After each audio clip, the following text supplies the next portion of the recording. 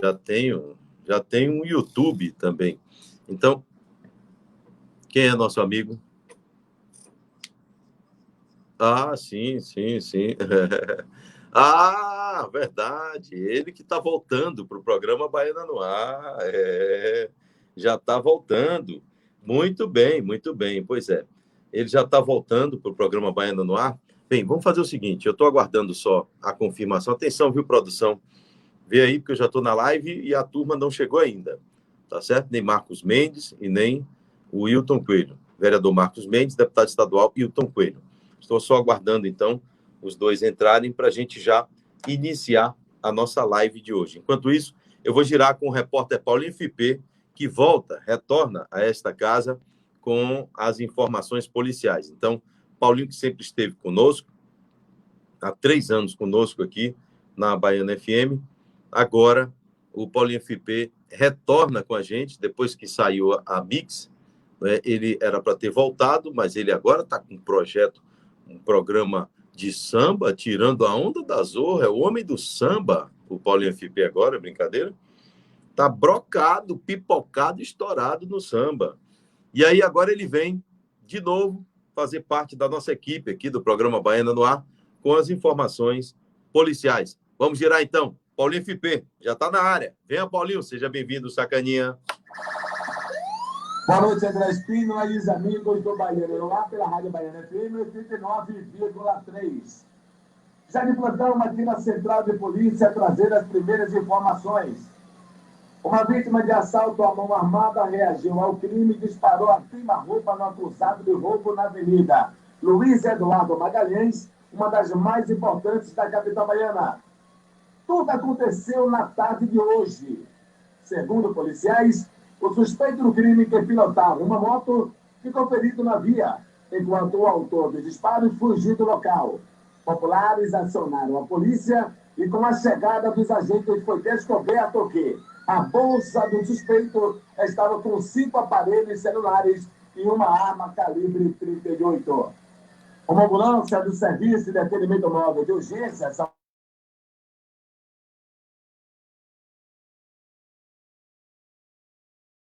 Martim. O estado de saúde do acusado não foi revelado. Contudo, os policiais acompanharam o suspeito dos assaltos após tratamento médico para prestar depoimento sobre o crime. Uma ação conjunta das polícias civis da Bahia e do Distrito Federal prendeu nesta sexta-feira 8 suspeitos de tráfico de drogas que agiam nas cidades de Bom Jesus da Lapa,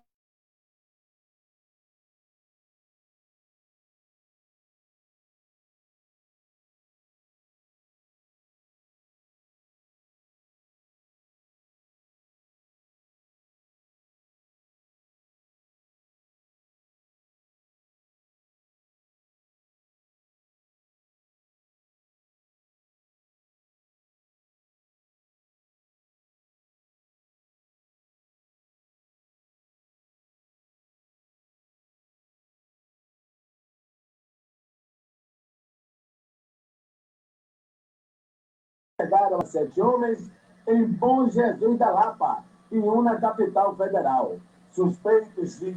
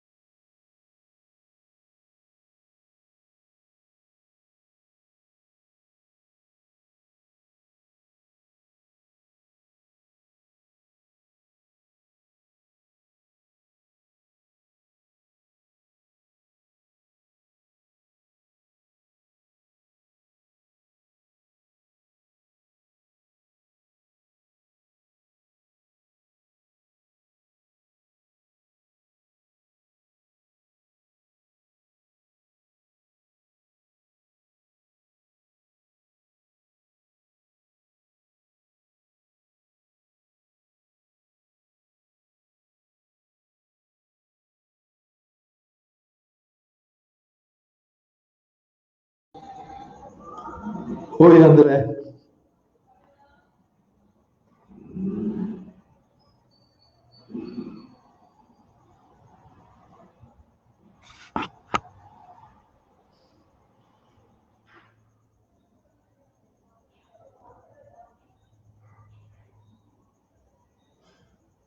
Acho que essa hora está fechado para mim.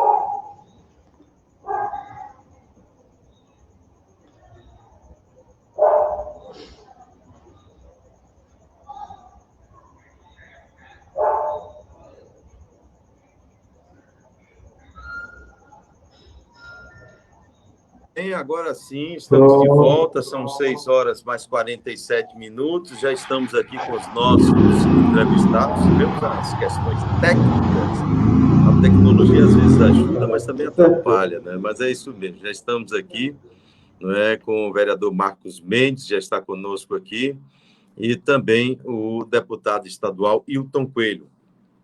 Quero convidar os nossos amigos ouvintes, a você que está ouvindo a gente, se quiser acompanhar essa live, o nosso bate-papo, é só, então, dar uma chegada no nosso Facebook, André Espínola. E lá, você que está ouvindo a gente vai poder acompanhar esse bate-papo, tá certo?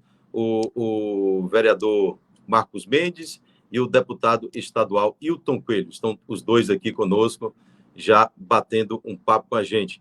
Quero começar com o deputado estadual Hilton Coelho, está na linha para conversar, já está na nossa live, ao vivo. Agora, deixa eu ver aqui. Isso, agora, Hilton. Agora sim. Deixa eu botar aqui só o Hilton Coelho. Isso, agora, meu velho. Hilton, meu velho, muito boa noite. Seja bem-vindo aqui à Rádio Baiana FM, falando para mais de 200 municípios em rede. Tudo bem, meu velho? Como é que vai? Tudo bem, boa noite. Sobretudo vocês, né, que estão fazendo esse acompanhamento diário aí. Com certeza é difícil de estar bem nesse cotidiano, né, André? Mas é isso, é um dia de luta após o outro. Eu sei que esse trabalho de informação para vocês da imprensa tem sido extremamente doloroso. E eu te conhecendo o trabalho sério e comprometido que você faz, tenho certeza que são dias de dificuldade, mas nós estamos aqui firmes e fortes para fazer dessa noite uma grande noite de discussão aí sobre a nossa situação do Brasil, da Bahia e nossa cidade de Salvador também, obviamente, né? Então... Muito bem, eu quero pedir ao nosso amigo vereador Marcos Mendes que ele tente acessar de novo o vereador, o link caiu, viu, vereador? Entre aí e daqui a pouco eu lhe trago de novo aqui para a gente conversar e a gente começa o início do bate-papo também com o vereador. Deputado Hilton Coelho, quero já começar lhe perguntando sobre todas essas ações que estão acontecendo, né? E aí eu falo sobre o governo Jair Bolsonaro e a atuação do governo. Até agora, um balanço de tudo que aconteceu. O senhor acha, o que o senhor acha desta atuação do governo Jair Bolsonaro no combate à Covid-19? Atuação trágica, né, André? Nós temos hoje os números de 1.000 pessoas, 1.000 brasileiros e brasileiras mortos todos os dias. Ultrapassamos a marca dos 100 mil mortos, já estamos caminhando para 107 mil mortos. Para você que está me ouvindo, entender a dimensão disso como um número de guerra, realmente, em 20 anos da Guerra do Vietnã, aquela que os Estados Unidos, inclusive, foi derrotado, o país perdeu cerca de 58 mil estadunidenses, 58 mil. E nós já temos mais de 100 mil mortos no Brasil, né, em poucos meses. Então, são números terríveis e eles são mais dolorosos ainda, porque nós estamos vendo o que tem sido a atuação desse governo, né, um governo que realmente lavou as mãos numa atitude prática, porque isso é uma atitude.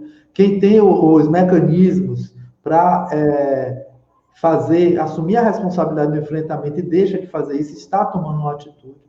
Então, o governo tomou uma atitude, uma atitude tão brutal que até hoje nós não temos um ministro, digamos assim, realmente fixo, né, nomeado para a pasta. Nós estamos com o ministro da Saúde ainda interino. Então, como diria a companheira Fernanda Melchiona, o fora Bolsonaro Mourão se tornou uma questão sanitária no Brasil. Infelizmente, André, essa atuação horripilante do governo, que, por exemplo, desarmou o Brasil em grande medida, criou um obstáculo muito grande para o Brasil conseguir fazer a testagem em massa, porque em todos os países que se conseguiu fazer o enfrentamento à pandemia, 2 mecanismos foram os principais, né, Marcos? Boa noite, Marcos. Muito orgulho de estar aqui do seu lado também, viu, companheiro? Sobre a saúde, está maravilhosa sobre a saúde em Salvador, mas acho que você vai comentar isso. Mas, veja, foram os 2 mecanismos. O primeiro, a questão do isolamento social, e o segundo, a questão da testagem em massa. O Brasil tem tido grande dificuldade, principalmente porque, pela desresponsabilização do governo federal, como os testes em massa precisariam de um grande reforço de importações, se criou uma dificuldade significativa na trajetória da pandemia. Claro que isso foi mudando, né? Mas que na trajetória da pandemia nós tivemos esse limite, que, ao meu ver, criou uma situação estrutural. Então, esse número de mortos é um número de mortos que vem pela opção do governo federal. Então, muito lamentável. E o que ensejou uma postura ativa dos governadores, independente das siglas partidárias, os governadores e prefeitos do Brasil inteiro tiveram um papel ativo nesse processo, em tentar cobrir essa desresponsabilização total. Porque, André, é preciso que fique evidente para todo mundo. Se a pandemia tivesse acontecido sem qualquer enfrentamento, como trabalhou o governo Jair Bolsonaro para fazer, os estudos indicam que nós estaríamos na casa de milhões de mortos. E foi em função disso que governadores e prefeitos assumiram o carro-chefe do enfrentamento da pandemia, e nós estamos nessa situação ainda trágica, que poderia ser muito pior. Então, é muito, muito triste, são números de guerra, como eu falei aqui, e a responsabilidade do governo federal é muito destacada nesse sentido. Bem, deixa eu trazer para esse bate-papo com a gente o vereador Marcos Mendes. Acabou de conversar com a gente agora e vai continuar falando conosco, Hilton Coelho, ele que é deputado estadual pelo PSOL e é pré-candidato a prefeito da cidade de Salvador. Marcos Mendes, vereador de Salvador e pré-candidato à reeleição na cidade de Salvador. Seja muito bem-vindo aqui à Baiana FM, em rede com a Rádio Cultura da Bahia, Rádio CFM, falando para mais de 200 municípios. Tudo bem, vereador? Tudo bom, André? André, primeiro eu queria dizer que eu sou seu fã, né? Então, eu acho que você, André, obrigado, é um dos maiores vereadores, eu acho que aqui do estado da Bahia, e esse trabalho que você está dando espaço a todas e a todos, né, e a todos, de uma maneira extremamente democrática. Então, eu acho que é isso que a gente espera de um comunicador e de uma emissora de comunicação. Então, primeiro, agradecer muito a oportunidade desse espaço. Queria saudar aí o meu pré-candidato a prefeito de Salvador, o meu deputado estadual, que eu tenho assim imenso prazer em saber que na Assembleia Legislativa tem um deputado tão aguerrido, tão de luta como o Hilton Coelho, e também me deixa uma tranquilidade muito grande saber que nessa disputa eleitoral iminente, aí está muito próxima, a gente sabe que tem um pré-candidato, Hilton, me dá muita tranquilidade, que eu acho que, se por um acaso der tudo certo, se as pessoas criarem essa coisa, nós vamos revolucionar o município de Salvador com muita transparência, com muita dignidade, com muita seriedade, e pensando nas pessoas como você pensa. Não é à toa que hoje as pessoas reconhecem você aqui, não só no município de Salvador, mas hoje, agora no estado da Bahia, pela luta que você fez contra a reforma da Previdência, como uma das grandes figuras políticas desse estado, né? Então, eu tenho um prazer muito grande. Muito obrigado por estar aqui, viu, André? Olha, primeiro eu preciso dizer para vocês dois que eu tenho um carinho muito grande pelos dois. Hilton Coelho, eu sou fã desse bicho aí. Você, Marcos Mendes, depois que entrou para vereador, eu vim conhecendo o seu trabalho, eu faço críticas, eu faço elogios, mas eu lhe tenho um carinho muito grande também. Você é um grande político, meu velho, e parabéns pelo seu trabalho.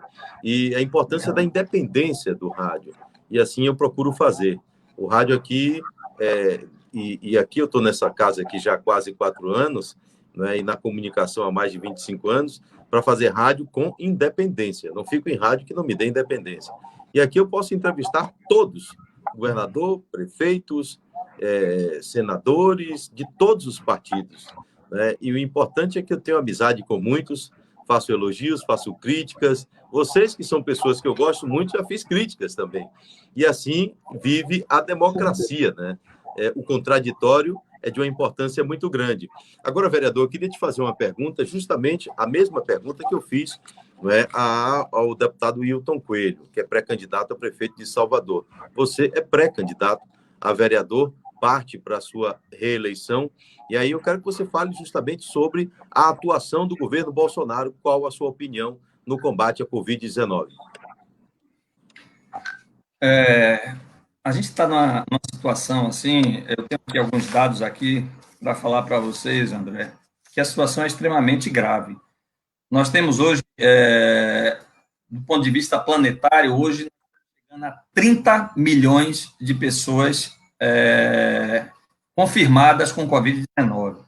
Nós temos em torno de 13 milhões de pessoas recuperadas, mas nós estamos chegando a 800 mil pessoas mortas no mundo. Nós estamos chegando a próximo de 1 milhão de pessoas mortas. No Brasil, nós estamos chegando a 3 milhões e 500 mil pessoas confirmadas.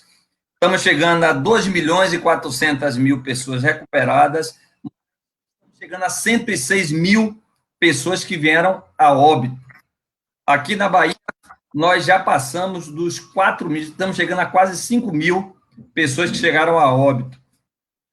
Um total de pessoas infectadas hoje, a gente chega mais ou menos a quase 210 mil pessoas. Né? Então, nós temos casos confirmados, 64.785. Então, isso só em Salvador. Né? E mais de 2 mil óbitos, já está chegando a 2.100, 2.200 óbitos aqui em Salvador. Especialistas do mundo todo dizem que não é um vírus sazonal, não é uma pandemia sazonal. Na verdade, ela pode voltar, né, todas as vezes que as pessoas não tiverem a sensibilidade do distanciamento social e também dos equipamentos de proteção individual, como é recomendado pela Organização Mundial de Saúde e pelos especialistas de saúde. O grande problema é que, nesse momento, que a gente precisa de um presidente que realmente tem um pulso no Estado e que cuide das pessoas. Então, nós temos um presidente completamente negacionista, um presidente que estimula as pessoas a não usarem máscaras, ou seja, os equipamentos de proteção individual, e um presidente que estimula as pessoas a irem na rua. Então, assim, eu acho que o adjetivo mais qualificado para Bolsonaro é que Bolsonaro é um presidente completamente genocida. Então, é um presidente genocida. Hoje nós estamos aí, como eu falei, mais de 105 mil pessoas foram a óbito e várias vidas dessas poderiam ser evitadas. Né? Se você tivesse um presidente que monitorasse, um presidente que fosse um presidente parceiro, um presidente que tivesse um mínimo de sensibilidade, que, inclusive, defendesse a ciência, um presidente que tivesse pelo menos o carinho e o amor pelas pessoas, pelos brasileiros e brasileiras, eu acho que nós teríamos evitado muita coisa. Então, eu acho que já passou da hora, inclusive, ele já deu já se colocou aí várias vezes aí, com a perspectiva de ter, inclusive, impeachment do seu governo. Então, assim, eu estou extremamente triste. Eu, inclusive, é o seguinte, sou oposição ao governo Bolsonaro, mas se o governo Bolsonaro estivesse fazendo um excelente aqui, eu reconheceria na maior tranquilidade. Eu não sou sectário, né, Hilton? Nós não somos sectários, mas realmente eu realmente estou completamente atônito com o que o presidente Bolsonaro vem fazendo, né? E ele tem servido de referência negativa para o mundo como um presidente que incita o genocídio, e não é à toa que hoje o Brasil se tornou o segundo país que mais tem pessoas infectadas com Covid-19 e também está chegando a um dos países que mais acontecem óbitos, né? Então, está se tornando o grande centro da pandemia internacional. Então, é de uma tristeza muito grande que isso venha acontecendo. Bem, conversando conosco, então, Hilton Coelho, deputado estadual, pré-candidato a prefeito da cidade de Salvador, e o vereador Marcos Mendes, pré-candidato à reeleição na capital baiana. Vamos falar um pouco sobre a capital baiana, então, né? Os dois são pré-candidatos na capital baiana. E aí eu queria falar um pouco sobre a retomada da economia, a abertura gradativamente do comércio, não é? Já abriram os shoppings, agora outros segmentos estão abrindo, isso atrelado ao número que existe de leitos ocupados. E aí a pergunta é a seguinte, essa discussão está sendo feita de maneira ampla, tanto na Assembleia Legislativa quanto na Câmara Municipal de Salvador. Não é? Eu queria que vocês falassem um pouco sobre isso, não é? Sobre a expectativa de vocês parlamentares, como enquanto parlamentares e enquanto pré-candidatos também. A expectativa pós a pandemia, ou até durante a pandemia, da retomada do crescimento da capital baiana, a retomada da economia, né, na nossa cidade de Salvador, até porque é preciso avaliar de que maneira isso vai acontecer. Já existem estudos que mostram que 40% dessas pessoas que saíram, que fecharam seus negócios por causa da pandemia, já não pensam mais em retomar as suas atividades. Então, nós já teremos um problema gravíssimo de motivação, de incentivar, para fazer com que essas pessoas retomem suas atividades. Eu queria começar com o deputado Hilton Coelho, pré-candidato a prefeito de Salvador, deputado estadual.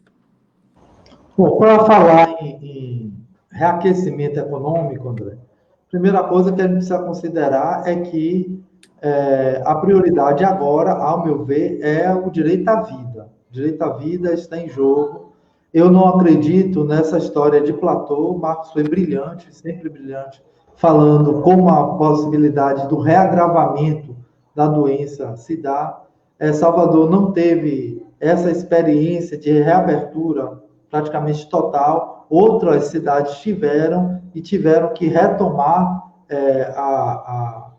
o isolamento social em função da situação de agravamento da saúde das pessoas. Então, acho que a Bahia está numa situação não de estabilidade da pandemia. O que está acontecendo é um prolongamento da tragédia social e a cidade de Salvador de maneira destacada em relação a isso. Então, para fazer a reabertura, nós precisaríamos ter realmente essa tendência confirmada. Não é difícil de entender isso. Os números de ocupação de leito, que é a única coisa que os governos estadual e municipal, né?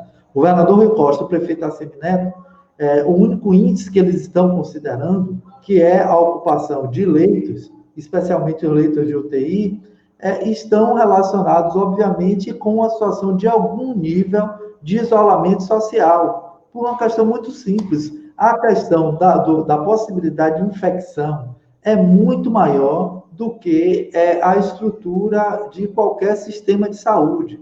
E o que a gente teve até agora foi uma movimentação que foi mitigando a possibilidade de uma proliferação geral do vírus, e isso acabou criando algum nível de consonância entre nível de infecção e nível de agravamento da situação e número de leitos, especialmente leitos do UTI. Nós não temos nenhuma garantia de que não vai haver uma nova explosão dos números, e a gente vai ter uma extrema dificuldade, portanto, de garantir a vida das pessoas. Então, para nós, a tendência de queda deveria estar muito mais bem definida, para que uma medida dessa precisa ser tomada. A economia, a retomada da economia passa necessariamente por estímulos que o Brasil nunca fez ao setor produtivo. Nós temos anos e anos com o discurso de que o fundamental dos recursos, aliás, não é nem um discurso, com uma prática, porque eles não falam isso abertamente, mas quem tem acesso ao orçamento nacional, a divisão do orçamento nacional, né, Marcos? Como ela é feita de maneira completamente desigual em benefício do capital especulativo, e eles aprovaram medidas agora, em plena pandemia, para fortalecer a acumulação dos bancos, em plena pandemia, uma coisa vergonhosa realmente, certo? Então, quem tem acesso a esses números sabe que a economia brasileira ela está guiada para o não crescimento, e especialmente pela falta de direcionamento dos recursos para aquelas atividades econômicas que mais geram possibilidade das pessoas trabalharem e terem uma renda que seja digna, especialmente a população que está no campo, né? E uma população que poderia, do campo, da produção agrícola, fazer desse país um país com imensa rede de pequenas indústrias que processassem essa economia, essa agricultura, especialmente a agricultura familiar e das comunidades tradicionais dos povos originários, certo? Então, essa é a situação geral do país. Aqui na cidade de Salvador não seria diferente, certo? Nós precisaríamos de uma liderança política que tensionasse nesse caminho, né, que o governo investisse na perspectiva do aquecimento econômico, seja através do estímulo à atividade produtiva e não à especulação financeira, como também as políticas de garantia de renda. O prefeito Assemineto, inclusive, teve um papel fundamental anteontem para que o governo tomasse a posição de suspensão da garantia do auxílio emergencial. Então, nós vamos ter realmente um problema grave de sobrevivência, porque em meio à pandemia, nós estamos em meio à pandemia. O Brasil não está superando a pandemia. Nós estamos em meio à pandemia. O Congresso Nacional tomou a posição de suspender o auxílio emergencial. Isso causará graves problemas para a sobrevivência das pessoas, seja para sobrevivência imediata, a capacidade das pessoas responderem nas suas necessidades mais elementares, como também a médio e longo prazo com a dificuldade do ponto de vista econômico. Então, o problema do Brasil é um problema, digamos, de posicionamento. Essa política chamada de controle dos gastos públicos, vide austeridade fiscal, nunca vai levar o Brasil a desatar os nós da estagnação política. Ela sempre nos levará para esse processo de estagnação, que sempre vai ser argumento para eles venderem tudo, porque o esquema é esse. O Brasil não cresce porque pega os recursos todos para repassar para a especulação e não para o campo da produção, não para os direitos mais básicos da população, e aí se gera uma situação de crise, a alternativa deles é o quê? Sair privatizando tudo, como eles fizeram com a questão de saneamento básico. Você viu aí a aprovação do que eles estão chamando de novo marco regulatório do saneamento básico, com todo o apoio do prefeito Assemineto e, infelizmente, também com todo o protagonismo do governador Rui Costa, que foi para Brasília para garantir a aprovação desse projeto, e nós podemos ter, por exemplo, uma Embasa privatizada, criando uma crise, né, no saneamento básico, no fornecimento da água limpa e segura para o nosso povo, e do saneamento básico em cerca de 400 municípios da Bahia. Então, essa tem sido a política tradicional que está sendo feito no país, e que, como liderança na cidade de Salvador, né, liderança na cidade de Salvador, eu e o companheiro Marcos, com certeza, como liderança da nossa bancada, certo? Vamos nos contrapor vivamente, principalmente afirmando uma política regional. Para nós, articular a região metropolitana e o Recôncavo para um projeto de desenvolvimento, para uma relação que possa fazer com que se favoreça ao Recôncavo baiano como um cinturão verde de Salvador, que consuma esses produtos agrícolas, processe eles e contribua para essa rede de industrialização dentro da própria cidade de Salvador, mas nas outras cidades do Recôncavo também é fundamental. Mas aí é mais o debate programático, né, para a Prefeitura de Salvador. Bem, eu quero ouvir a mesma opinião, a opinião de Marcos Mendes, vereador de Salvador, né, sobre a mesma pergunta que foi feita ao deputado Hilton Coelho sobre a retomada do comércio, da economia na capital baiana. Vereador, fique à vontade. É isso, André. O que eu ratifico o que Hilton falou. Eu acho que num momento como esse, a primeira coisa que nós temos que pensar é o seguinte: é o direito à vida. Então, a gente precisa, num momento como esse, cuidar das pessoas. É importante salientar que especialistas, inclusive cientistas de todo mundo, inclusive lá da China, onde as pessoas dizem que tudo começou, onde essa pandemia começou, eles dizem o seguinte, que essa crise é uma crise sistema do modelo capitalista. Então, mais uma vez, a falta de respeito às questões socioambientais, a degradação ambiental, fez com que determinados animais ficassem perdidos em seus habitats, então se tornassem presas mais fáceis. e ele, como presas mais fáceis, em contato direto com o ser humano, algo que era muito difícil acontecer, agora fica muito mais fácil de acontecer. Na verdade, determinados vírus são passados de animais para o ser humano.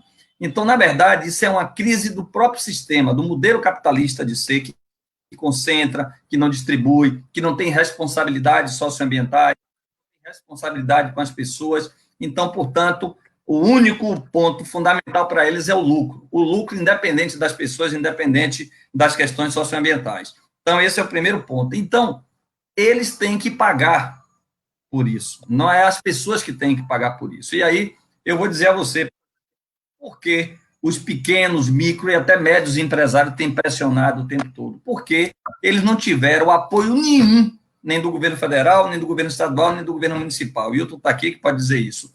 Então, quem é que gera emprego nos nossos estados, no nosso município? Quem gera emprego são os pequenos, médios e microempresários.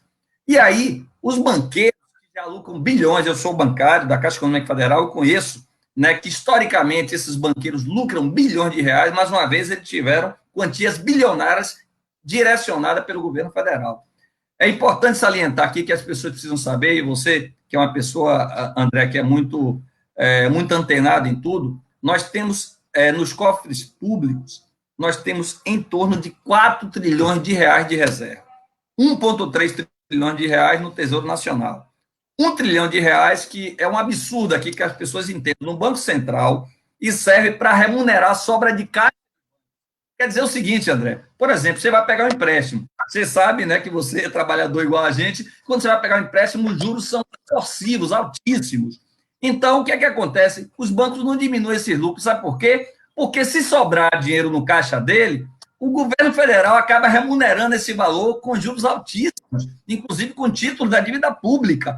O correto seria o quê? Jamais isso acontecer. Por quê? Porque ele, para emprestar esse dinheiro e lucrar, ele teria que reduzir os juros. Isso não acontece. Então, tem 1 trilhão de reais no Banco Central para remunerar banco, sobra de caixas. E o outro 1,7 trilhão de reais para completar os 4 trilhões é justamente para controlar o câmbio, né? O câmbio externo, para controlar a subida e a caída do dólar. Ou seja, o que deveria acontecer? Esse dinheiro deveria estar disponível totalmente para cuidar das pessoas. Deveria estar disponível para você fazer um projeto de gestão para atender os médios, pequenos e microempresários num momento como esse. Sabe por quê? Porque os grandes empresários têm, na verdade, uma grande gordura para se queimar. Então, eu quero dizer que esse dinheiro tem um estudo do IPEA, inclusive, que diz o seguinte: você poderia 2 anos segurando a economia, não deixando os pequenos, micro e médios empresários quebrarem nem caírem, e essas pessoas serem assistidas. Para você ter uma ideia, e é bom que as pessoas saibam, esses R$200 não veio do governo federal. Ele não queria dar nada, depois ele ia dar R$200, e o Congresso, deputados e deputadas, principalmente deputadas e deputados do PSOL, que brigaram muito por isso, acabou aprovando R$600. E, historicamente, foi a maior redução de pobreza que teve nesse país. Imagine, com R$600, nós tivemos a maior redução de pobreza nesse país. Então, o que eu sempre digo é o seguinte: dinheiro tem, caixa tem. Você sabe qual é o orçamento aqui do estado da Bahia para 2020? Eu que sabe disso? Quase 50 bilhões de reais. Sabe qual foi o orçamento aprovado em dezembro de 2019? 8 bilhões de reais. Então, se você pegar, direcionar esse dinheiro, como esse dinheiro deve ser direcionado, agora não fazendo bobagem. Para você ter uma ideia, André, as pessoas precisam saber. O Ministério Público já fez mais de 200 diligências entre o governo do estado e o governo municipal. De quê? De contrato de licitação, sem nenhum tipo de transparência. Aqui no estado da Bahia, no município de Salvador, não foi colocado um portal de transparência para o Covid-19. Eu vou dar exemplos aqui. Um dos exemplos, indícios de desvio de 48 milhões e 700 mil na compra de respiradores pelo consórcio Nordeste, liderado pelo governador Rui Costa, que até hoje os respiradores não chegaram. Indício de desvio de 48 milhões e 700 mil em plena pandemia, as pessoas passando necessidade. Aqui o governo municipal, eu fiz a denúncia de superfaturamento de quase 600% de álcool gel. Tem um hospital de campanha memorial de 18 milhões e 700 mil com uma empresa que é uma empresa com indícios muito grandes que essa empresa é uma empresa fake. Então, o que eu quero dizer a você é que, num momento como esse, se você tivesse a gestão, se você tivesse a responsabilidade, se você tivesse a ética na política, se você tivesse a transparência, se nós formássemos uma rede chamando a população, os ministérios públicos, federal, estadual, Ministério Público do Trabalho, chamando o executivo, chamando o legislativo, a sociedade civil como um todo, poderíamos, de uma maneira muito mais tranquila, passar por essa fase difícil que a gente está aqui. Então, eu entendo os comerciantes, eu entendo a pressão, porque eles estão passando necessidade, estão passando fome, eles não dá para segurar, inclusive, os empregos, né? Então, isso é uma responsabilidade da gestão federal, da gestão estadual e da gestão municipal. E, por conta dessa irresponsabilidade, eles estão se vendo pressionados a abrir o comércio, e eu acho que é um grande equívoco, que, com certeza, André, eu vou dizer a você que não vai demorar 10, 15 dias, a taxa de infectados vai aumentar assustadoramente, vai ter que fechar o comércio todo de novo. E, inclusive, ontem nós fizemos uma audiência pública, não é, Hilton? Porque eles estão querendo abrir as escolas, que eu acho que é um genocídio contra nossas crianças e contra as famílias dessas nossas crianças. Então, num momento como esse, nós temos que ter muita tranquilidade e com muita gestão e transparência e uma organização coletiva para que a gente possa enfrentar essa Covid-19, mas não se render a determinadas pressões pela própria falta de gestão e acontecer o que está acontecendo em outros lugares, em outros estados, em outros países, e com certeza não vai ser diferente aqui em Salvador, no estado da Bahia. Bem, deixa eu falar para o nosso público ouvinte, os que estão acompanhando a gente pela Rádio 100 FM, pela Rádio Baiana FM. Nós estamos ao vivo também na nossa live, que pode ser acompanhada pelo nosso Facebook André Spínola, tá certo? Bem, vereador Marcos Mendes, o senhor fez agora duras críticas relacionadas à compra dos respiradores através do consórcio Nordeste, compras essas também que foram feitas através do próprio governo do estado. Muitos tiveram erros e acertos. Uma pandemia que ninguém sabe para onde vai e nem para onde vem.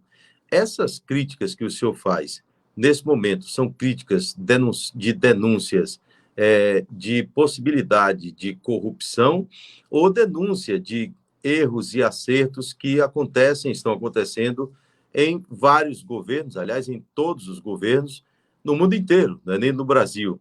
E aí eu lhe pergunto, são denúncias, na verdade, são críticas duras que o senhor acabou de fazer através de erros e acertos ou porque existem indícios de corrupção? André, na verdade, são indícios, né? Nós temos indícios muito fortes, não é à toa, como eu disse a vocês, são mais de 200 diligências feitas pelo Ministério Público. Eu, inclusive, solicitei, até hoje não recebi, né, pelo menos o inteiro teor dessas denúncias do Ministério Público, né, dessas diligências. E uma outra coisa importante é o seguinte, eu posso falar a você mais ou menos como aconteceu, pelo que eu li, inclusive, isso é reportagem da Folha de São Paulo, junto com a revista Fórum. O que aconteceu? Em fevereiro, viu, André? É bom que as pessoas saibam aqui esse negócio dos respiradores, o que aconteceu. Em fevereiro, o Marcos Lopes, Marcos Pontes, que é hoje ministro de Ciência e Tecnologia, que era aquele ex-astronauta, ele era do ITA, né? Estudou no Instituto Tecnológico da Aeronáutica. Ele botou uma assessoria toda de pessoas que trabalharam com ele no ITA, né? Que foram colegas dele do ITA. E aí, quando ele sentiu que em fevereiro isso estava se espalhando pelo mundo, pela América do Norte, o Covid-19, e um dos problemas eram os respiradores, né? Então, ele sabia que isso ia chegar no Brasil, né? Então, prefeitos e governadores iam ficar extremamente apavorados com o problema da pandemia e ia precisar desses respiradores. Então, ele pegou os assessores dele do ITA e foi procurar um outro colega dele na época, lá do Instituto Tecnológico da Aeronáutica, um engenheiro de produção, um engenheiro que tinha toda uma expertise nisso. Eu vou lembrar o nome dele aqui. Então, esse engenheiro ele pediu para fazer um projeto para respiradores aqui no Brasil. Então, o nome do projeto ia ser Respira Brasil. Então, ele, em fevereiro, recebeu essa demanda, e aí, em abril, ele entregou uma proposta de respirador. E aí, a equipe foi procurar uma empresa para começar a produção, fazer a produção. Aí chamou aquela Bioenergy. A Bioenergy tem um CEO, que eu não estou lembrando o nome desse CEO também, que é a pessoa que é responsável, né, coordenador disso, desse é um representante dessa empresa, ele já estava respondendo processo na Lava Jato. E aí, ele começou, então o projeto era um projeto de R$2.000, mas para venda ia sair com mais 150%, então R$5.000 esse projeto.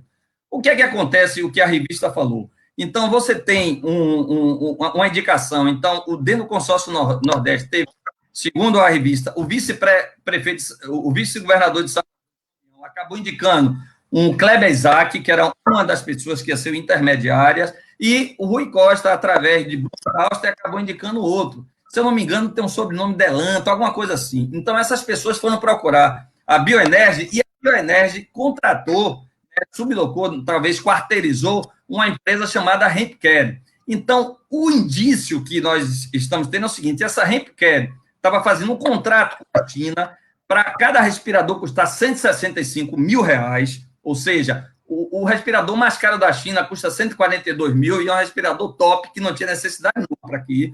E, na verdade, o indício é o seguinte, que ela ia fazer esse contrato, segundo, inclusive, depoimento dela, que ela ia fazer o contrato de 165 mil, mas ia ser repassado esses respiradores do Respira Brasil, que custava 5 mil reais. Você veja, de 165 mil para 5 mil já é 3.200% de superfaturamento.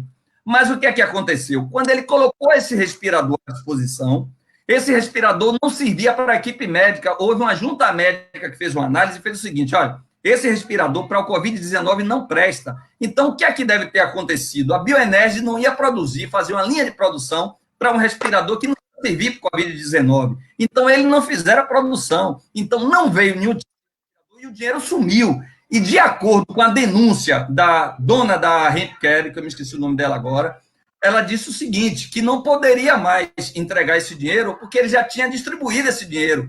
E dentro dessa distribuição, ele entregou a esse Kleber Isaac 3 milhões de reais, que era o indicado por João Leão, e esse outro, indicado por Bruno Dauster, recebeu 9 milhões de reais. Só aí foram 12 milhões de reais. Tanto é que Bruno Dauster acabou caindo, né, da Casa Civil. Então, só nessas duas jogadas, nesses dois intermediários, 12 milhões de reais. E a gente não sabe como foi que eles fizeram com o resto da distribuição de todo esse dinheiro. Então, existem indícios muito grandes de utilização indevida do dinheiro público num momento como esse, e isso é só uma coisa. Existem várias outras coisas nebulosas, sem nenhuma transparência, que, de acordo com o Ministério Público, existem, tanto no governo do Estado como no governo municipal, André. Bem, deputado Ailton Coelho, quer falar alguma coisa sobre isso? Não, eu acho que eu concordo com a posição que Marcos observa, no sentido de que, André, qualquer personalidade que ocupe um cargo público, ela precisa ser uma defensora radical da transparência em relação ao recurso público. Então, no mínimo, né, Marcos fez um conjunto de observações aí, que nada disso pode ser descartado, mas, no mínimo, houve uma negligência por parte do governo estadual. Né? Então, para nós, é importantíssimo que tudo fique absolutamente transparente. Então, o recurso público ele não pode seguir um trajeto em que a sociedade ela não consiga entender esse trajeto e se contente com essa situação, digamos assim, subterrânea, certo? Então, acho que o fundamental é que tudo seja apurado até os últimos detalhes e, se de fato tiver acontecido algum tipo de desvio do recurso público de maneira dessa forma, né, que os culpados sejam... Bem, vamos falar sobre as vacinas, né?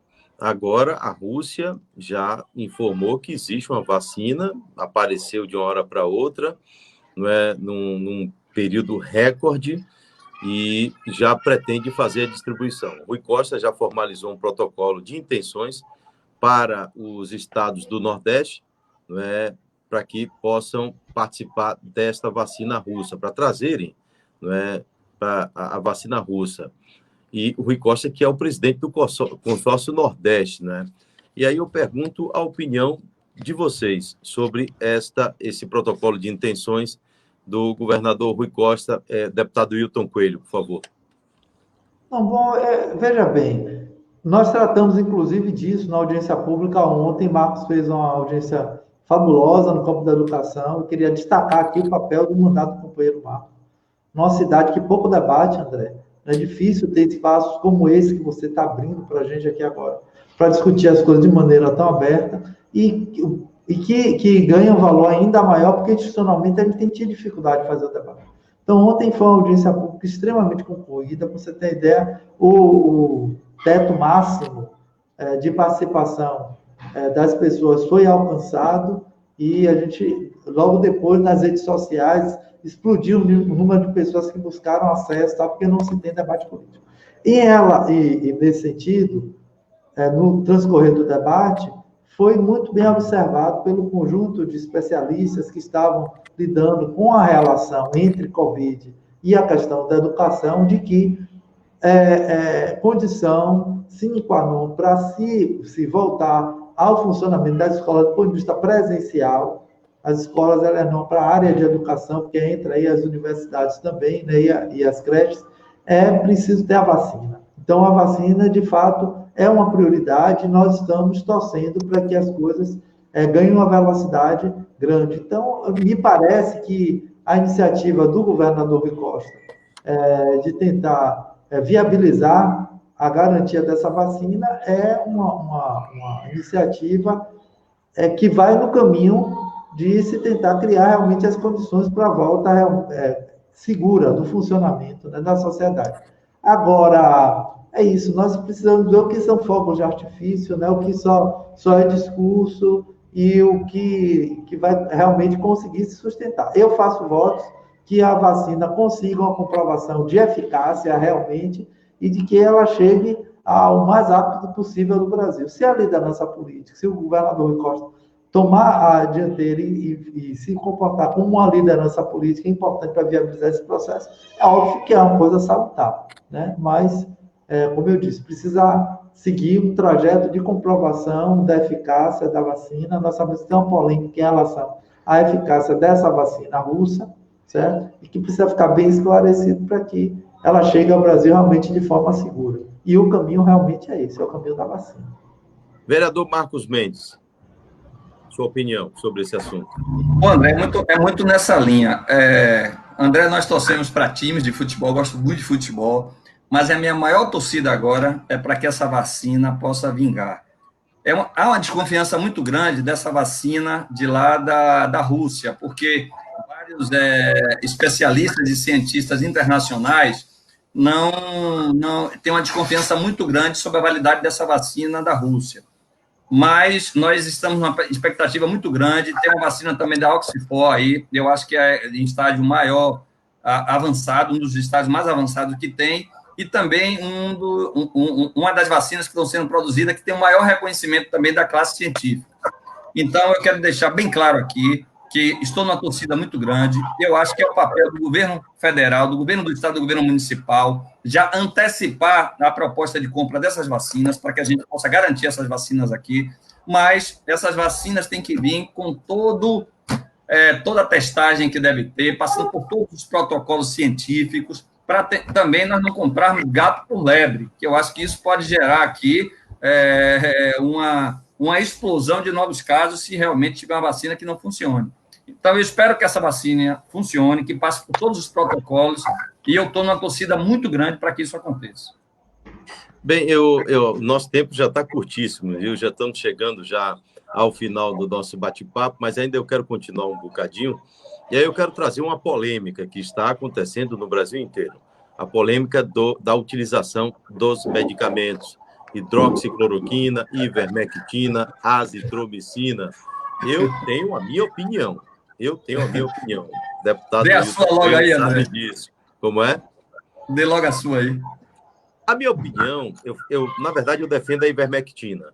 Eu conversando com o deputado, o senador Otto Alencar, que é médico, e aí tem propriedade para falar, ele, num bate-papo na emissora que eu faço de manhã, e ele me trouxe justamente a opinião dele de médico, que a ivermectina tem uma ação muito voraz no combate à Covid-19 na fase 1, 2 e também na fase 3, que chega a bloquear em até 80% a replicação viral, que é preciso que o vírus ele entre na célula para que ele possa replicar, não é? E aí, então, no período, mais ou menos, lá no 4º, 5º dia, onde há essa proliferação viral, é onde acontece o perigo da pessoa, com a história do Fique em Casa, onde os médicos têm errado, que eu também tenho essa opinião, já que você pediu minha opinião, viu, vereador? Por isso que eu estou falando. Acho que os médicos erram quando dizem, você está de Covid, então fique em casa. Não está correto. Está de Covid? inicia o tratamento com o coronavírus. E eu acho que está existindo uma politização nessa questão dos medicamentos. Não concordo com essa história de Bolsonaro ficar sendo o cara que qualquer coisa que ele faça tem que ter a caixinha lá da hidroxicloroquina. Mas eu tenho ouvido muitos médicos, eu entrevistei, só aqui nesse programa, já entrevistei mais de 60 médicos que falam a favor e que falam contra a esses medicamentos. A maioria defende a hidroxicloroquina, outros defendem a ivermectina. Eu tenho acompanhado muito os avanços nos estudos observacionais da ivermectina. Tenho deixado de lado a politização da hidroxicloroquina, até porque tem muitos efeitos colaterais. A ivermectina quase não tem. Então, eu comecei a discutir, debater com muitos médicos e políticos médicos, até para ver até que ponto vai, de fato, a discussão do médico político no âmbito da saúde e do médico político no âmbito da política, não é? E o mais sensato até agora foi Otto Alencar, senador, que chegou e falou, olha, a ivermectina, na fase inicial, tem uma excelente participação no combate ao coronavírus. Ela é muito eficaz, principalmente na fase 1 e na fase 2. Então, eu acho que, diante de tudo que eu ouvi, eu sou formado em telecomunicações, sou radialista, sou profissional do rádio, empresário da comunicação, não sou médico, mas eu acho que a ivermectina, diante de tantos médicos que vêm falando sobre a utilização da ivermectina, sem a politização, quando a pessoa fica doente, deputado, senador, o que seja, ficou doente, vai para o hospital, vai fazer o quê? Não usa, então, medicamento algum? Ou utiliza um medicamento para tentar, combater a proliferação viral? Essa pergunta que eu tenho feito a vários políticos, e aí eu quero fazer a vocês para ouvir a opinião de vocês, deixando de lado as questões políticas, mas sobre a politização desses medicamentos, e fiquem à vontade para falar o que vocês acham sobre qualquer tipo de medicamento ou sobre qualquer discussão política ou médica em cima desse assunto. Deputado Hilton Coelho. Bom, André, veja, realmente eu não sou da área, não sou médico, nem tenho o contato tão intenso como você tem, com um conjunto de profissionais para tratar em detalhes a situação. Então, a referência que eu posso ter como homem público é a referência dos estudos. É a única referência que a gente pode ter. Independente da tentativa de salvar vidas, que eu reconheço que o setor de saúde, os profissionais do setor da saúde têm feito, inclusive se existe um consenso em relação ao enfrentamento da Covid-19, é que, dada a complexidade da forma como o vírus ele pode se estabelecer e causar danos em cada indivíduo, não é uma coisa... A começar pela situação de que mais de 70% dos indivíduos passam pela infecção de maneira assintomática. Você Isso. Tem um dado de morte como esse, que é um dado de guerra que nós estamos tendo, e, ao mesmo tempo, você tem um percentual enorme de pessoas que passam assintomáticas. Então, isso é uma diferença muito grande. Existe uma guerra nos hospitais, nos espaços de cuidado com a saúde das pessoas, para que as pessoas se mantenham vivas.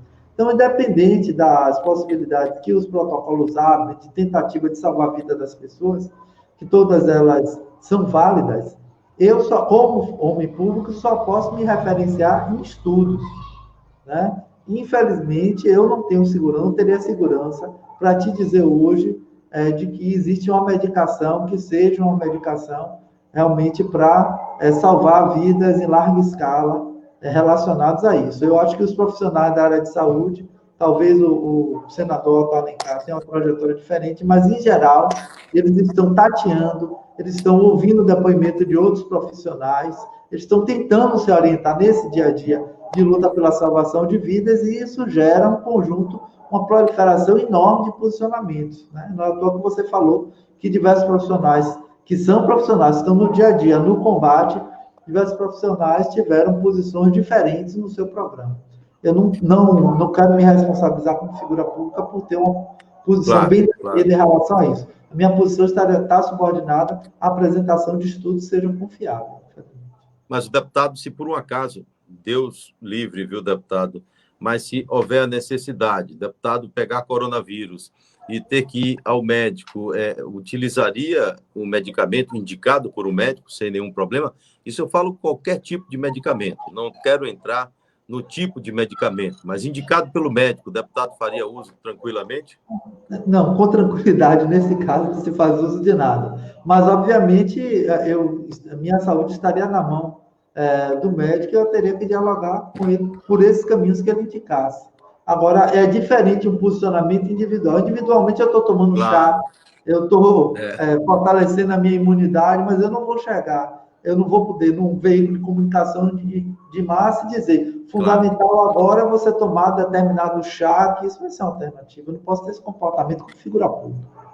É isso. Vereador Marcos Mendes, por favor, as duas perguntas, por favor, vereador.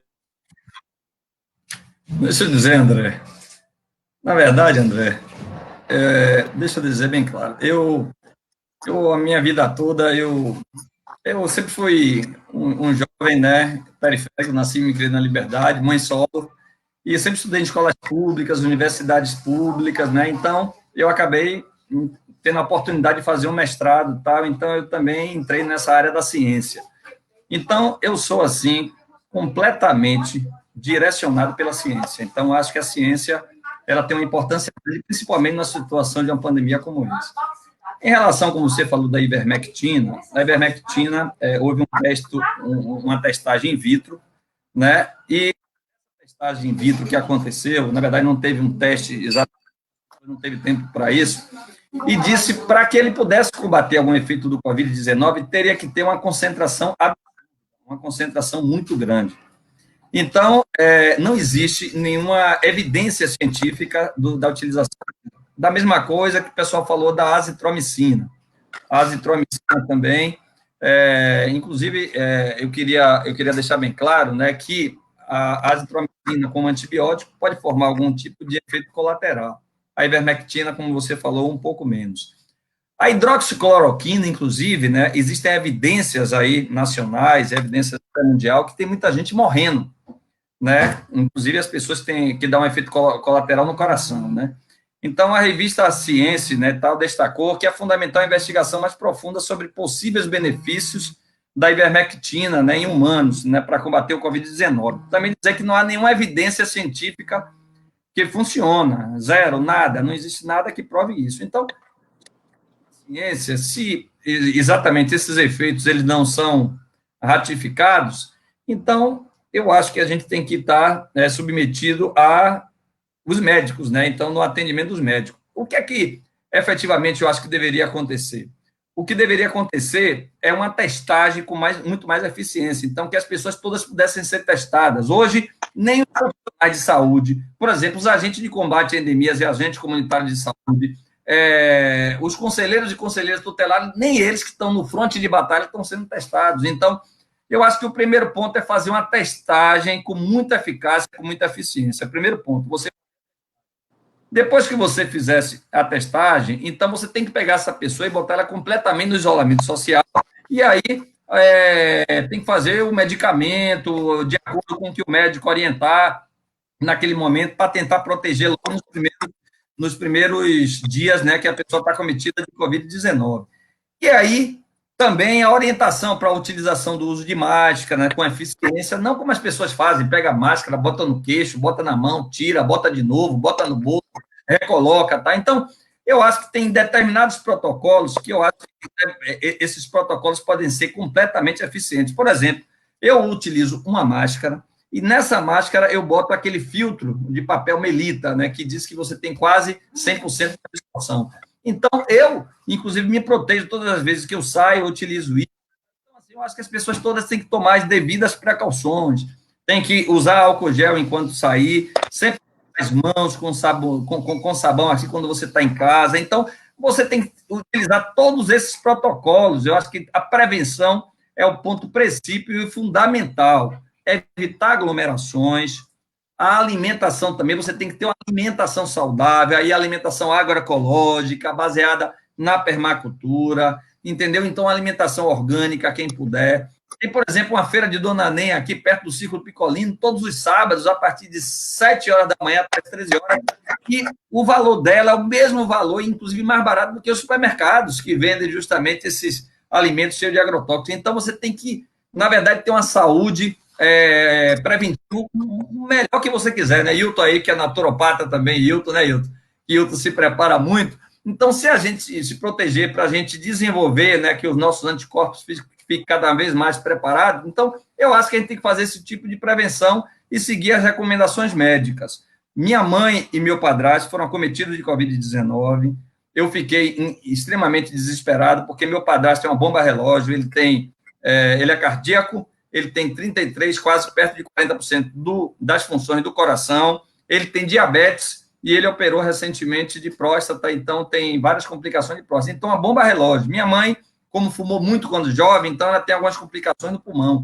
Então, eu fiquei meio desesperado, né? Então, eu fui lá, então eu proibi o uso da ivermectina, porque todos dois têm problemas cardíacos, e aí seguiu lá o protocolo dos médicos lá. Então, eles seguiram todo o protocolo, aí, porra, ainda bem, passou a quarentena, passou os 14 dias, hoje ela já tem quase 20 dias, minha mãe, meu padrasto 18 dias, então passou bem, inclusive com alimentação muito importante, muito interessante, né? Eu dei todas as orientações para a alimentação dela e tal, então, bebendo muita água, então tem determinados protocolos que as pessoas precisam seguir. Agora, esse medicamento que não tem a aprovação científica, eu não recomendo para ninguém. Agora, quando o senhor falou, vereador Marcos Mendes, quando o senhor disse que proibiu o medicamento e proibiu a hidroxicloroquina ou a ivermectina, ou os dois? Não, eu proibi minha mãe de tomar. Eu disse assim, olha, eu quero pedir à médica, porque eu que estava acompanhando, mas a minha irmã, né, a minha mãe e meu pai, eu proibi que fosse receitado por ela a hidroxicloroquina, né? Ah, certo. Não a ivermectina. Não, as outras não, porque não tinha esses efeitos colaterais, então eu não queria me meter justamente na posição da médica e do médico, né, e tal. Você Mas deu o tiro certo, viu? eu proibi que fosse receitada, porque os dois têm problema e tal, de coração, e por ser contrário ao que a ciência prega, então eu proibi completamente. É isso aí, você deu o tiro certo. Permitiu que mantesse a ivermectina e, na dúvida, por causa das questões... eu vi que a imagem sumiu, mas vocês estão me ouvindo aí, não é? Não, estão ouvindo. Pronto, estamos bem na rádio, está tudo bem. Eu já apareço demais, não tem problema, não. Agora, deixa eu só falar. Quando você proibiu a hidroxicloroquina, sua mãe tem problemas cardíacos. Meu padrasto também. E pronto, e permitiu a ivermectina, que tem um avanço muito forte no bloqueio da fase viral, foi corretíssimo. Agora, deixa eu finalizar com vocês dois. Eu tenho uma próxima entrevista com o doutor Gilson Feitosa Filho, ele que é médico cardiologista, vai conversar com a gente. Ele é presidente da Associação Brasileira de Cardiologia da Bahia, e aí a gente vai falar sobre isso também. O tempo está curtíssimo, mas eu quero pedir a vocês, 1 minuto para cada um, que falem um pouco, não é, sobre a trajetória política de vocês, não é, e um resumo do mandato de cada um. Não é? O deputado Hilton Coelho, para falar do resumo do seu mandato como deputado estadual e da sua vida pública, não é? E também o vereador Hilton Coelho, o vereador Marcos Mendes, eu peço porque vocês, os dois, são pré-candidatos. Hilton, pré-candidato a prefeito, e Marcos Mendes, pré-candidato a vereador de Salvador. Eu começo, então, com o deputado estadual Hilton Coelho. Bom, André, você acompanhou bastante a nossa trajetória, desde o mandato de vereador, né, o primeiro mandato de vereador. A nossa trajetória vem a partir de uma ligação muito forte com a cidade de Salvador, desde o momento que eu iniciei a minha militância política no movimento estudantil, no movimento de bairros, e institucionalmente também, né, ao lado do companheiro Marcos Mendes. Nós já no primeiro mandato fizemos um trabalho que foi muito marcado pela ação de rua do nosso mandato, que começou com uma responsabilidade muito grande de denunciar a venda na nossa cidade, processo de privatização, todo mundo se lembra, né, do eixo da nossa campanha, chega de vender nossa cidade, que estava lá bem definido no nosso jingle, né? Que ao mesmo tempo falava da venda da cidade, chega de vender nossa cidade, e que Salvador é a capital da resistência, e essa tem sido a nossa trajetória, aí numa dimensão mais municipal do povo institucional, da busca da participação direta da população, trabalhando com um conjunto de elementos que, a nosso ver, são importantíssimos e são secundarizados hoje. A situação da educação no município de Salvador, a questão da saúde, o problema ambiental, né, Marcos? A questão das manipulações do ponto de vista da mobilidade urbana também. Então, nós estamos lutando contra essa perspectiva de se ter um conjunto de interesses aí particularistas que, de maneira subterrânea, vão guiando a ação do poder público para privilegiar esses grupos econômicos, como eles têm interesses particularistas. A lógica do nosso trabalho político, a lógica de democratização profunda da política, de participação direta da população, e isso foi levado também para o mandato de deputado estadual. O Marcos falou aí do enfrentamento em relação à reforma da Previdência, mas nós destacaríamos também a nossa luta no campo da saúde, contra a privatização da saúde, pela democratização também da área de educação, né, um conjunto de outras lutas relacionadas à questão da integração regional, né, a defesa do nosso trem do subúrbio, enfim, a perspectiva de nós termos uma Bahia que seja realmente para a sua maioria, e a cidade de Salvador como liderança regional da região metropolitana e do Recôncavo também. Essa é a mensagem, o eixo, né, os eixos das mensagens que nós vamos levar para essa disputa no processo eleitoral. Chega de vender nossa cidade.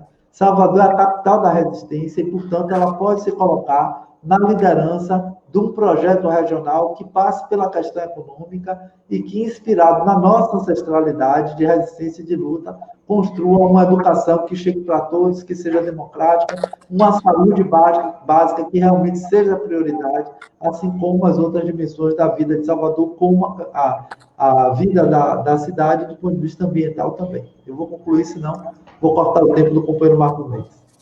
Muito bem. Agora, então, o vereador Marcos Mendes. A mesma coisa, vereador, lhe peço que faça um breve resumo da sua vida pública, não é? E também um resumo do seu mandato, né?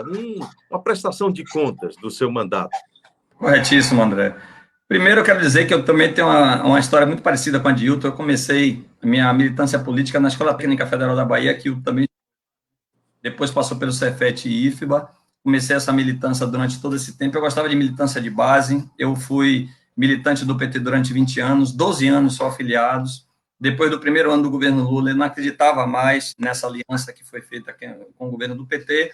E aí saí, fui estudar, continuar fazendo mestrado, e logo depois veio a construção do PSOL. Eu fui um dos principais construtores do PSOL aqui na Bahia, fui o primeiro presidente estadual do PSOL na Bahia. Depois eu fui mais 3 vezes presidente estadual. Depois eu fui candidato a deputado federal, na época que a Eloísa Helena foi candidata a presidenta da República, em 2006, Hilton foi candidato a governador, não sei se vocês se lembram, e depois, em 2008, eu fui candidato a vereador Hilton, naquele jingle, quero Hilton 50, na capital da resistência, que fez sucesso. Me lembro. Agora de novo, viu, André? Tá voltando agora de novo. Verdade. Aí, em 2010, 2014, 2018, eu fui candidato a governador, né? Em 2018, agora ficamos em terceiro lugar, né, dos 7 candidatos. Hilton se elegeu deputado estadual, e eu assumi no lugar de Hilton como vereador. Então, eu assumi vereador seguindo justamente os caminhos de Hilton Coelho, enquanto ele foi vereador, porque eu entro na Câmara já como vice-presidente da Comissão de Educação, porque é algo de fundamental. Isso porque faz parte da minha vida. Não seria nada na vida se não fosse a educação. Então, a gente defende a educação com muita veemência, com muita força. Então, nosso mandato, eu fui vice-presidente da Comissão de Educação, presidente da Comissão em Defesa da Criança e do Adolescente, seguindo também os passos de Hilton. Sou presidente da Comissão de Desenvolvimento Sustentável, porque nosso mandato tem uma centralidade muito forte na questão socioambiental, e sou também, eu participo da Comissão da Mulher, o único homem que participa da Comissão da Mulher, eu também, o único homem considerado branco, apesar de eu me considerar pardo, mas homem branco que participa da Comissão de Reparação, e também eu participo como membro da Comissão de Direitos Humanos. Essas outras comissões eu sou a plena suplente. A gente tem como centralidade a questão socioambiental, mas a gente discute a questão de raça muito forte, é uma questão tangencial no nosso mandato. Tem a questão LGBTQIA+, a questão de mulheres, principalmente mulheres em situação de violência. Nós temos também uma luta muito grande na defesa dessas crianças e adolescentes, na verdade, trabalhadoras e trabalhadores como um todo, né? Você viu aí Hilton se destacando na defesa contra a reforma da Previdência. Aqui também em Salvador, nós fomos contra a reforma da Previdência. E para você ter uma ideia, André Espinosa, em 1 ano e meio, mais ou menos, nós temos mais proposta legislativa no Brasil, na área da questão LGBTQIA+. Temos mais de 20, em torno de 21 propostas legislativas, que comparando com todo o Brasil, Senado, Câmara Federal, Assembleia Legislativas e Câmara de Vereadores, nós temos o maior número de propostas legislativas nesse segmento. E somando aqui todas as propostas legislativas de vereadoras e vereadores dos últimos 20 anos, nós também temos o maior número de propostas legislativas nesse segmento, porque nós temos assessoria nessa área também. Nós já fizemos, para você ter uma ideia, nós já fizemos mais de 200 propostas legislativas. Hoje, esse ano, só para você ter uma ideia, nós já temos 113 propostas legislativas. No Covid-19, 70 propostas legislativas. A gente tem mais propostas do que qualquer vereador, vereadora dessa cidade. Por quê? Porque a gente está dialogando com as comunidades, estamos dialogando com os movimentos sociais. Temos no segmento de pessoas em situação de rua, temos no segmento de mulheres em situação de violência, no segmento socioambiental, crianças e adolescentes, no segmento também de crianças e adolescentes. Então, em várias perspectivas, a gente tem projeto. Por exemplo, a gente tem projeto na área cultural, a gente está fazendo um trabalho muito grande, tem um projeto de lei agora para a gente direcionar a lei Aldir Blanc. Então, o Hilton também fez um projeto de indicação na lei Aldir Blanc, porque, na verdade, esse segmento foi o primeiro a entrar e vai ser o último a sair, e nem o governo federal, nem o governo estadual, nem o governo municipal é parceiro desse segmento. Então, agora, com essa lei Aldir Blanc, a gente espera que a gente consiga avançar nesse segmento da cultura também. Então, é um trabalho muito intenso, um trabalho muito forte. Agora que a gente está em distanciamento social, a gente está fazendo muitas lives, a gente está fazendo audiência pública. Só para você ter uma ideia, nós já fizemos 11 audiências públicas com vários segmentos. A gente fez uma audiência pública ontem, o Hilton, né, para discutir a volta às aulas. Hoje eu fiz uma discussão com agentes de combate a endemias e agentes comunitários de saúde. Nós também fizemos uma audiência pública sobre aquela questão do Abaeté. Nós já fizemos várias audiências públicas com vários segmentos, né? Porque a gente entende que a gente precisa dar voz. Isso que está acontecendo aqui, como o Hilton falou, André Espinosa, é extremamente raro. É muito raro o que está acontecendo aqui na sua rádio, e eu parabenizo mais uma vez você por isso, que eu tenho um extremo respeito, extremo carinho por você, e digo o seguinte, que nosso mandato é assim, nosso mandato é um mandato antenado, um mandato que está à disposição das lutas sociais, das lutas de trabalhadoras e trabalhadores. Nós, na verdade, só somos um elo, não é isso, Hilton?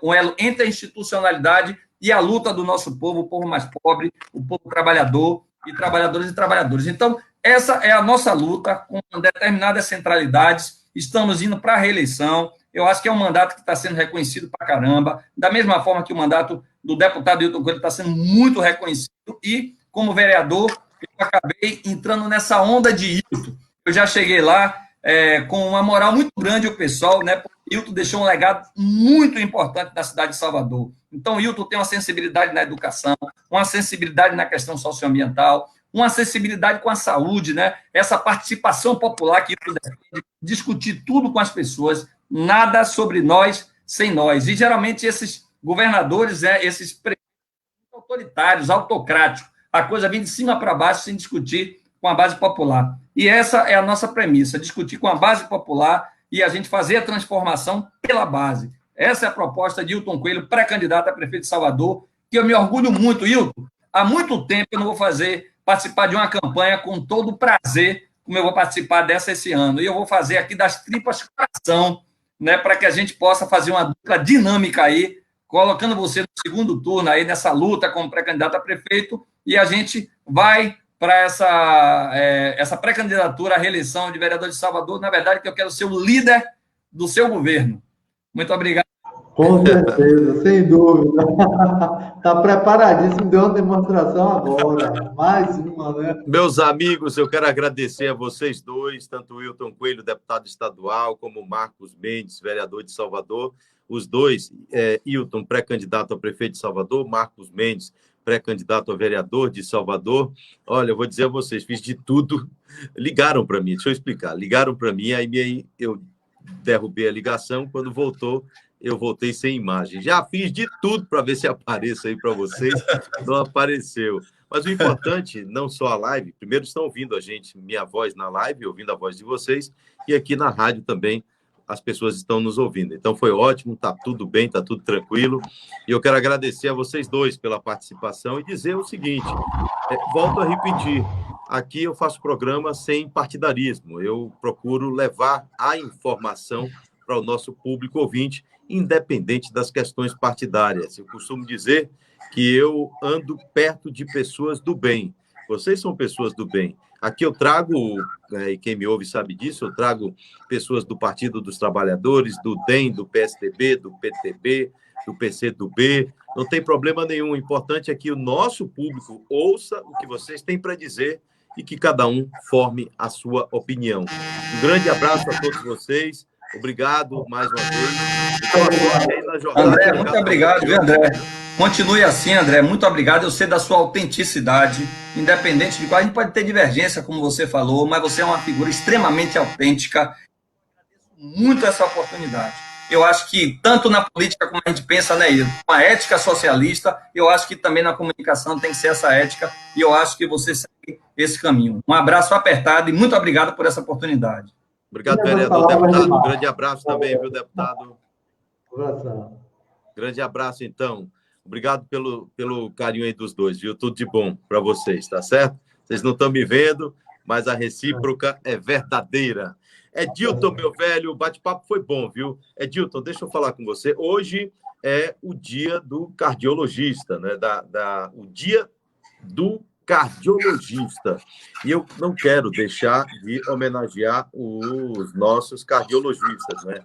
Até porque, em meio a tudo isso que estamos vivendo, em meio a essa pandemia, é importante